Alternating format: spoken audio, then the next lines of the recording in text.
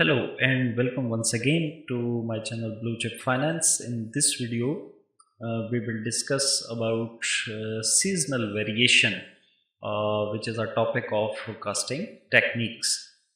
So here, once again, we are going to take one more example out of from your book, Operation and Production Management, from J. Hazer. And in this example, we take that Chippist Computers wants to develop monthly indices for sales. Data from 2007 to 2009 by month are available. So that is the data of monthly indices of sales from 2007 to 2009, from January to December. And we want to calculate average monthly demand. In fact, we want to calculate the seasonal index. So here in the first step, we just take the data from our question, and from 2007 to 2009 and from January to December. So first step for our calculation is to calculate the average for each month.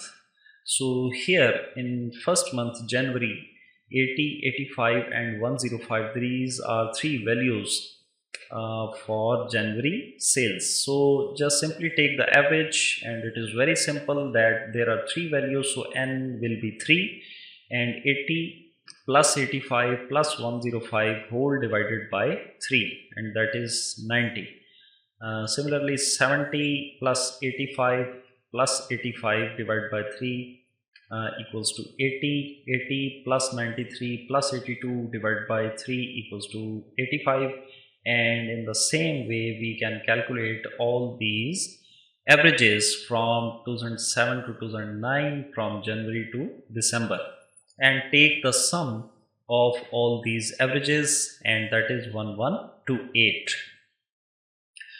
After the completion of this step, now we move to the second step, and that is to calculate the average monthly demand. So what is your average monthly demand? It is simply equals to total average annual demand divided by months. So average, your average annual demand, sum of your average annual demand is 1128, and there are 12 months, so n should be 12, and that is equals to 94. So just place the 94 here in the second column, and now we are able to calculate the seasonal index. So just take the division of 90 divided by 94 equals to 0.957, 80 divided by 94 equals to 0.851, and 85 divided by 94 equals to 0.904. Similarly, 100 divided by 94 equals to 1.064, and so on. So in this way, you can calculate the seasonal index with the help of this seasonal index. You can observe your change or variation in your sales. So 95.7, 85.1, 90.4, 100.64, and similarly 1.309 means 130.9, and so on. Just simply multiply by 12 if you want to take the answer in percentage.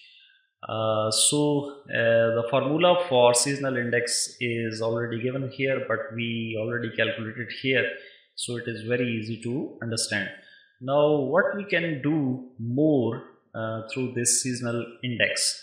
For example, if we expected the 2010 annual demand for computers to be 1200 units, we would use these seasonal indices to forecast the monthly demand as follows.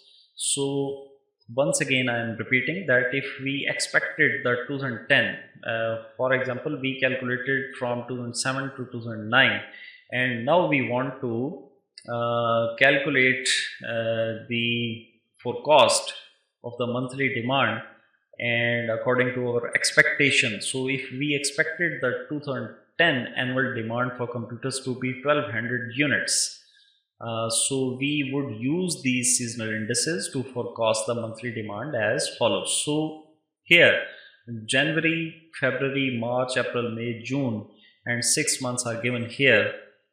So first of all, divide this your expected demand, that is 1200 units, with months. So 1200 divided by 12, multiply by January seasonal index, that is 0.957 and equals to 96, and similarly 1200 divided by 12 multiplied by 0.851 equals to 85, and similarly 1200 divided by 12 multiplied by 0.904 0.904 is the seasonal index for March and equals to 90. So in this way you can calculate the monthly demand according to your expectation. So you can distribute your expected computers demand through months from January to December. So after this, just practice these questions, and after this we are going to discuss the next section, and that is related to inventory.